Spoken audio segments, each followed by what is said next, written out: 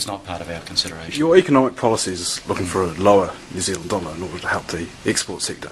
Yet with the New Zealand dollar so high, it means petrol prices and, in fact, food prices are mitigated by that, and they'll be higher if the dollar was lower. How do you get those two things together? Economics is a dismal science. When something that benefits you on one hand and you regard as good, you know that it'll be hurting you on another front.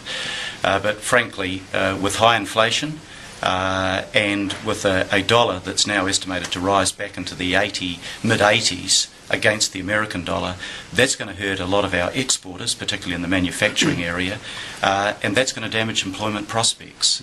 And one of the very bad things about the current level of inflation is that medium incomes have actually fallen, according to Statistics New Zealand. They've fallen because a lot of people are now out of work. That makes it even harder for those families to make ends meet when they've lost family income at the same time as prices have gone up. So you're saying a high New Zealand dollar is a bad thing, but it's a good thing, because you're talking about these necessities, petrol prices, food prices. If you're looking from the perspective of a competitive manufacturing and export industry, a dollar that goes way over 80 cents is going to cause real damage. Yes, it helps sustain imported costs at a lower level, but then maybe we need to look at how we can find alternatives, for example, to imported fuel, and that's through areas like biofuel.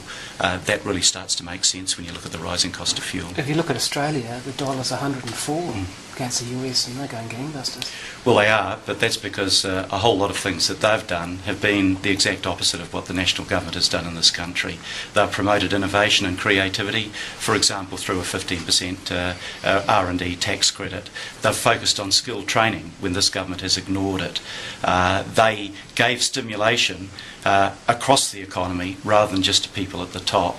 All of those things mean that the Australians have been doing better, and the wage gap has grown, not shrunk, as National promised. They've also focused on mining. Economy, do you think